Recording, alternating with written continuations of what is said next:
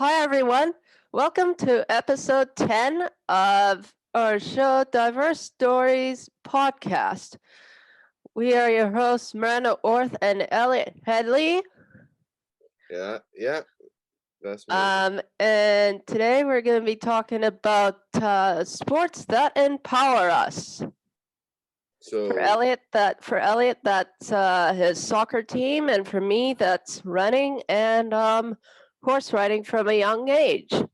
yeah, horse riding, and I did horse riding when I was a kid too. So it's different experiences, but yeah, Yeah. Well, as I said before, I did mine for like 10 years or something like yeah. that. So You I don't know did it how long longer you than did me. yours for. You did it longer than me. Which was how long for you, though? That's what I was asking. Like 3 or 4 years, maybe. Oh, Well, okay. it's been a while ago, so I don't remember. Mm. But Okay, but just an estimate anyway. yeah, if I have a guest today too, right?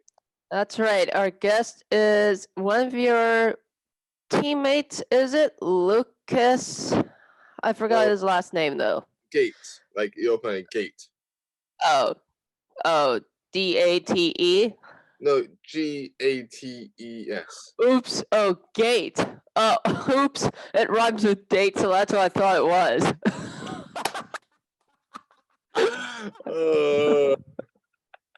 Lucas Dates. Oops.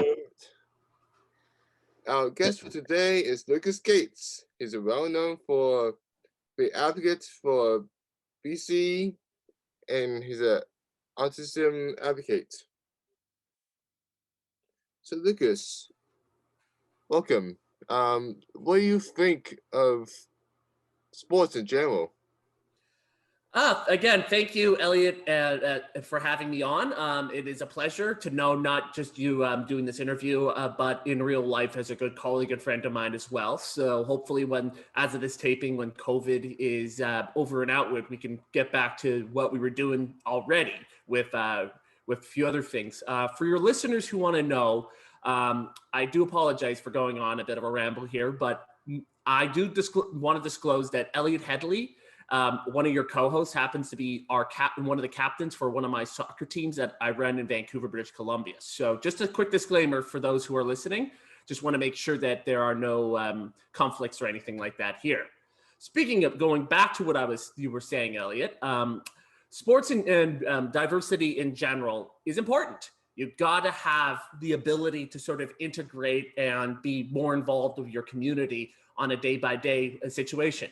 Because what they say is, if I'm not mistaken, there's a lot of ways you can keep moving, keep staying active, because physical activity also ties into the mental aspect too. Because when you're trying to get out and doing a lot more things, it keeps you mentally active, keeps you mentally enjoy, and especially with as of this taping, we're taping this in mid-May, so right now, of course, the weather outside is absolutely gorgeous. So obviously it's good to get outside, get a little bit of fresh air, get a little bit around, but of course, because we're in the middle of a pandemic, keep physical distance. But yeah, get out and get physical, kind of thing. Just do a little walk around and stuff. So if the listeners at home don't know you, how this whole sports thing came to your life? Again, thank you for the question once again. So what I do, what I am involved with is with a soccer team in Vancouver, British Columbia, which has like a lot of, which is mainly for people with diverse needs. So like, it's not just autism, but also Down syndrome because of my sister, as well as people with all sorts of different unique abilities, because we're all different minded individuals. And there was one quote I can definitely say when we started our team about a decade or so ago. She said something like, if we were all the same, it would be boring. And it's kind of true when you think about it, because we're not all automatons and you know what I mean, like robotics. So yeah. Yeah. You have any questions? Before we get into anything else, we want to also remind viewers that we're also talking about not just about sports that Elliott does, but also just what other people who are viewers listening want to know about, like what Elliott's team is about and what I do for sports as well. Because this is about everyone's sport, not just one aspect, not just one type of sport. Mhm. Otherwise, I'd feel like a little bit. That would feel a little bit one-sided, and then we wouldn't be talking about our inclusion aspect, right, Elliott? Yeah. And Miranda, I totally understand where you're coming from as well, because I'm also not just involved with Soccer Dogs. I'm also involved with Canucks Autism Network, which also has a lot of different kind of programming in general. So they do like soccer, they do like basketball, volley. They do a lot of stuff. But of course, with the pandemic ongoing right now, Miranda, it is kind of hard to plan logistically and do the physical distancing and whatnot. So it's been very touch and go during the last year and a half of this taping. Do you have any questions for us, though, Lucas? My question is to you all, once this pandemic ends, is there something that you would hopefully hope to see come out of this pandemic? Like, for example, what do you want to see more of? Something like, would you want to see more inclusion towards maybe linking physical health to mental health and that kind of thing? Because there's definitely a growing consensus that there's going to be a mental health epidemic. That's what they're predicting. Again, I don't know. This is what just health experts are saying. So would you start just from from Elliott and Miranda's perspective, both of your perspectives, would you want to encourage that too as well? Just suggesting that. Well, because I'm new to Nanaimo, I have made network connections with my Community Living BC facilitator, Work BC employment worker, and a adult outreach group. But other than that, I haven't made much connection with anyone, and I'm hoping to, in person, meet my Special Olympics region athletes and the coaches as well, in the sport I do, which is track. And with Special Olympics, they tie in the physical and mental aspect. They do tie that in. And that Special Olympics, by the way, is an organization for people with intellectual challenges or a little bit of physical, but that doesn't mean just wheelchairs. Could mean like Down syndrome or anyone. And we have support from like caregivers and like coaches and volunteers and things like that. Hey, my sister was actually involved with Special O for a little bit as well. So actually, I have a little bit of little knowledge about Special O myself. So, so I do know about the track and what they do over there. It's an amazing organization. For your listeners, please check them out. If you ever need, I could probably send you all the link for the thing to put in the bio of this for this. If anyone wants to register or anything like that for. Yeah, I can actually, Lucas, do that as well, because I know the website. And also, here's a big question for you, Lucas. How the story of like Soccer Dogs came about? Like, I know the story already, but for listeners who don't know. Oh boy, Elliott, Miranda, this is a very long story, so I do apologize for your listeners. This is quite a story. So okay. I know. It is a story, but I mean, I've been repeating this for like over a decade now. But man, okay. Yeah, don't worry. It's all good for your listeners. I'll just try and make it as best as I can without going too long. So let me rewind you back to September of 2007. My sister, of course, was about 11. My sister's also the same age as Elliott, roughly the same age. So what happened was, my sister, whose name is Sadie, by the way, was going to play on a regular girls soccer team, neurotypical, that's what they call it, neurotypical.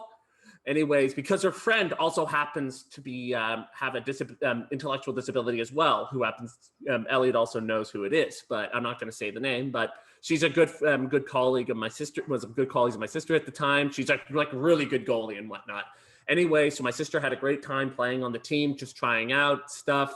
And then when the practice was over, my mom, who is, by the way, one of the biggest supporters you could ever ask for. She's a saint. I love her. Thank you so much for all that you've done over the years, Mom. You are the best. But anyways, she was going to go pay the $100, registration fee.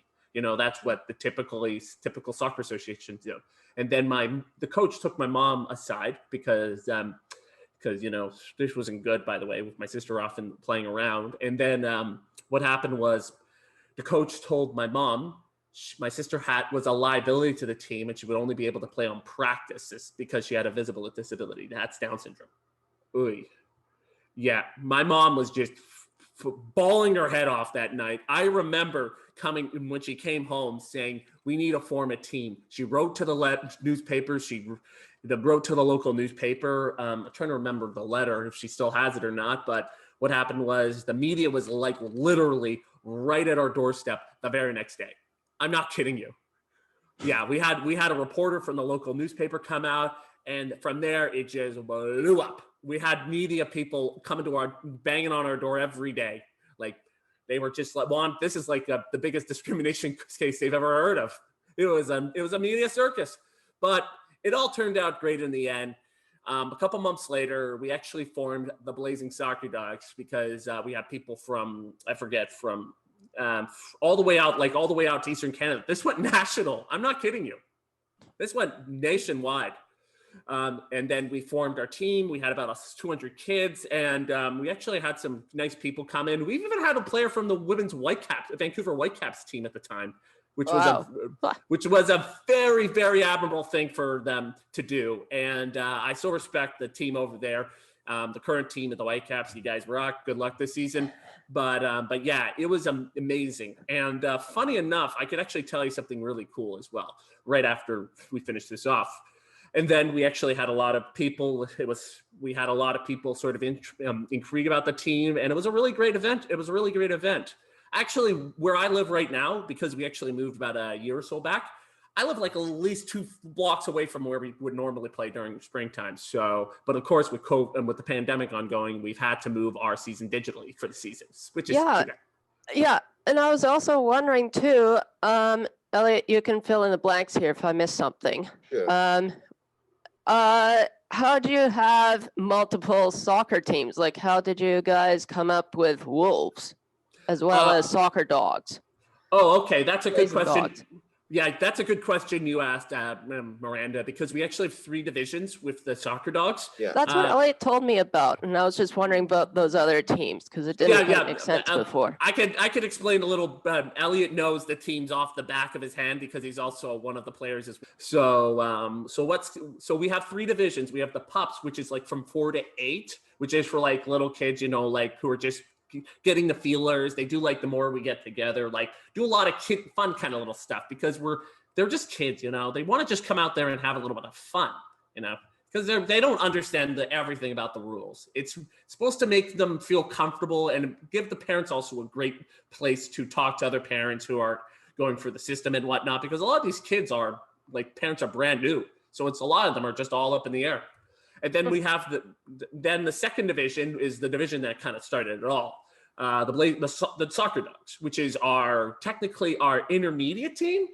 So that's like from 9 to whatever, because that's more for like kids who are a little bit too advanced for the Soccer Dogs, but not yet ready for the Wolves. That's the big one. I'll explain in a bit. But anyways, so what it is, they try to make it a little bit more active for them and that stuff because they want to get a little moving and whatnot. And we have our coaches usually try to make them sure we get them pumped up. It's really kind of a really fun kind of experience. And again, like the parents come to talk and all this other kind of stuff, because a lot of these parents need another place to talk to other people. And then of course, because we actually had a little bit of a hole to fill, I was Elliott and a few other players from the Soccer Dogs. We actually had to form a 3rd breakaway division, which we actually call Rain City Wolves. So this is when it gets really fun. So basically, the Wolves are our third and most recent division being added.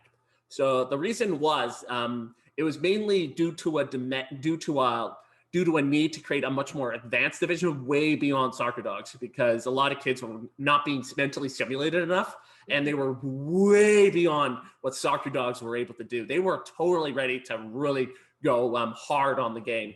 So so what we do is we do like really rigorous practices. It's not like the soccer dog where you're just like playing fun little games. It's actually a lot more athletic, because some of these guys really needed that. So that's what we did. We have one captain and one vice captain per season.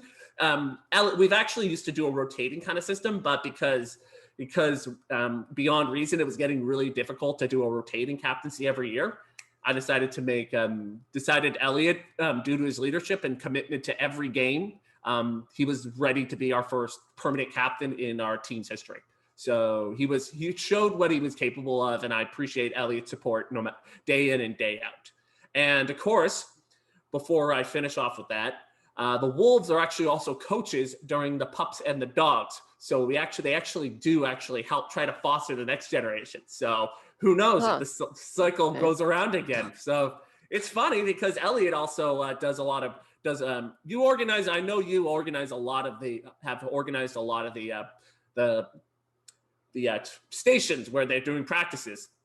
And you've done not a bad job, my friend. I know Nish really appreciates what our coach Nish, by the way, shout out to him. But it has really been amazing what you have done, Elliott, on the team, and it's been a great pleasure working with the Wolves, and it's been amazing.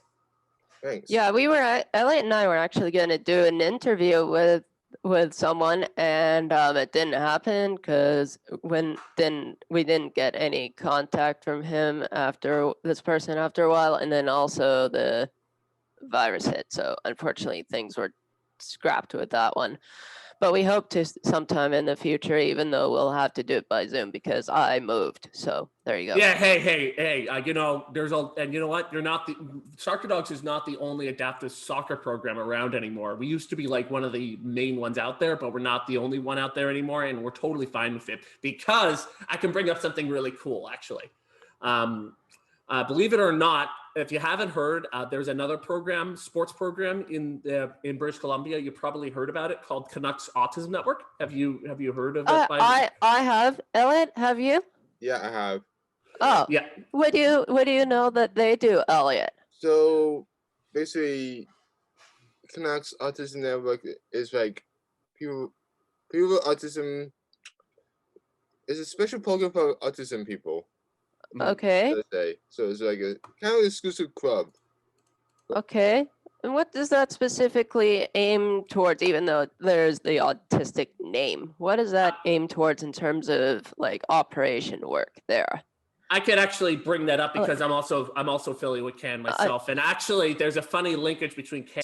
Well, I never been there before, but Lucas has. He has more experience there. Yeah, I can fill in what Elliott's going to try and say is that CAN tries to promote more connection and more extracurricular when it comes to like sport, like extra like adaptive programming, like swimming, soccer, basketball. I think they also have like a couple ice hockey programs. Well, of course, it's the Canucks. What do you expect? The NHL team. But definitely for sure, it's they do a lot of things. The reason I'm bringing them up is actually I've told this story a couple times already for my other interviews that I've been doing over on that argument. Believe it or not, CAN was actually started because Soccer Dogs started. I ain't lying. Believe it or not, Elliott might not know this, but around the end of our first season, we actually had some representatives from the Aquilinis. Yes, that's the owners of the Canucks. So they came to our field and they wanted to learn what the Soccer Dogs were doing because they were starting something called the Canucks Autism Network. lo and behold, that a couple months later, they were debuting the program. First ever program was at Roger GM Place, which is now. Remember, to all your listeners out there, I'm also an employee with the Vancouver Canucks as well, so actually I know what the entails. So Rogers Arena is actually a naming rights deal that Rogers Communication acquired after General Motors walked out, because this was around the time when the automaker wasn't making a lot of money. You know, the auto crisis in 2008 until 2010 or something like that. They just walked. They were like, we can't afford this. We're walking away. I guess because of money lost that they just decide, oh, we'll scratch this and rename. She just basically said we'd prop up for like 10 years, which I'm not 100% sure if our current naming agreement is being renewed. Again, I don't want to say I know everything, because I don't, but I do know that our traditional naming agreement was technically due to expire at the end of at the beginning of summer last year. So I don't know if it's behind the scenes it's being renewed. So I don't know. So Lucas, what do you think about this podcast? Well, Elliott, it's important for every voice in our community to be heard when it comes from autism to Down syndrome to CP to intellectual disabilities to whatever. More independent voices, more diverse voices are crucial in today's day and age. And I feel it's very, very, very, very important to start listening to people of different opinions, because that's the beauty of society, is that every opinion matters. And that's just how I see it. That's right. And that even goes for other disabilities like epilepsy, which CP and epilepsy, and even though Down syndrome is a visible disability, other ones like that I just mentioned are not. So that's where the struggle for us, for myself and Elliott in different aspects because they aren't often heard enough on any aspect at all. So we're trying to kind of shed light out there by doing this as an inclusion advocating type of work, and just a weekly project for ourselves to keep ourselves busy, along with other on the side activities. Right, Elliott? Yeah. Lucas? Yeah. I have something to show you too. Yeah. Behind me, Lucas, what we're doing, because we're going to have a store coming up in the future on our podcast website, wow. Diverse Stories Podcast, where Elliott has one too. This is our Diverse Stories t-shirt. Wow. Congratulations. Yeah, Elliott has one too, and he can tell you how it was made. And he has a notebook of his own. Nice. Congratulations to you both. Not your Gary, my Gary. Yeah, my dad's name is Gary, by the way, for your listeners who want to know. No, I think Elliott may have told me about that. Yeah, Gary used to do ads for a living, and he sketched this pretty cool design for me. And I said, I want to have a logo, and he made this. And his friend who does 3D design made this lever for this book. So that's very cool, Elliott. And you know what? That's really awesome to support these kind of podcasts, especially in this day and age. You know, it's important for us as well. And in fact, I do want to stress that I'm actually working on a podcast of my own. Wow. Yeah. So is another guest. She was actually inspired because of us. Because of Elliott and I, she thought, "Oh, we'll do a sister podcast as well." Yeah, but we don't know the details of everything. We're still working out the details, but we're still working on potentially doing a podcast with something another affiliation I do. So again, I could probably fill you in all on the details at a later time, but right now I cannot say anything more. It's just right now in the early stages. So again, I can't say much more, but yeah, it's being worked on. Just patience. So Lucas, have you been listening to any of our episodes? I have been trying to keep as listening as much as I can. I've been very, very, very, very, very busy lately because I've had a lot of other interviews pop up over the last month. So because of my because what's been going on around the community lately with Autism Month last month, and then we found out that Elon Musk of Tesla came out and said, "I'm autistic." Like that story just blew up. So of course, I had to, one of the local news radio stations rang me up. They actually wanted my opinion, so it was actually quite a very about Elon Musk. Yeah, you know he came clean on SNL a couple weeks ago. Oh, as of this taping. I didn't even know he was autistic. Me either. I knew he was eccentric, but I had no idea we'd come clean like that. Well, brother, I am. Interesting. However, whoever this person or however this thing happened in the first place. Huh. I mean, he said he was the first one in SNL's history, but that isn't necessarily true. It's likely because people are saying, "Oh, it's Dan Aykroyd. He's the first." But here's the thing. One thing I do want to stress is that it's likely a production, as an oversight from the production staff. They might have totally overlooked that. It happens. Nothing's perfect. No need to complain here. That I think it's mainly just an oversight. Because, Elliott, you understand there's always going to be production errors. There's always going to be oversights. It happens. Nothing's perfect. Yeah. Here's an example with his Mice and Men. There are lights in different areas, and then he sometimes has to duck under. Right, Elliott? Yeah. Because they're so tall. Yeah. And so then that part isn't quite perfect of the show. Well, even one time, Lucas, this set got caught on fire for a few minutes. True. Yeah, so we had to put the fire out before no one spots that. Oh no, Elliott. Tiny disaster. It's not a big one. Yeah, but it's still a disaster anyway, regardless of the size. But Lucas, as I told you before on the phone, I was on set and I was able to cook McLean. Yeah, that's pretty cool. Is that word? Yeah, that's okay. Yeah, the different medium. Yeah, YouTube. Yeah. Okay, that's good, because then you can see our faces side by side, whereas with audio, it's not that obvious. Yeah, hey, it's totally fine, I mean, either or, it's totally fine if you're doing a visual or an audio. It really doesn't matter. Most people would like audio because they're driving on, they're riding on the way to work or going out on a walk, that kind of thing. That's what I said in one of the recent podcast episodes, actually. Yeah. But then in some cases, like with my dad, he likes watching it on the YouTube because he gets to see our faces. True. And currently, on YouTube, we have about 18 subscribers on YouTube by now. Hey, let's try and get it up to 18, so you're almost at 25. Once you hit the 25 mark, maybe you can go up for 50 or 100. Yeah. Yeah, we'll see how many we get. It's a slow climbing process, isn't it, Elliott? Yeah, slow, but it's a giant climb. Yeah. Can't say anything more.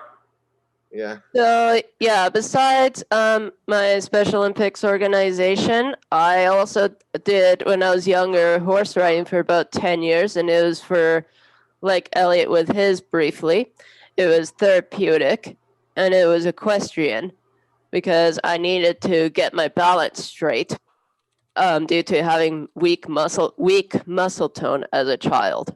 So yeah, and development, trying to improve my development with straightening my legs and all that stuff. So once life gets back to normal, of course, the first thing people want to do is entertainment. You understand that, like going to movie theater, going to concerts, all that kind of jazz.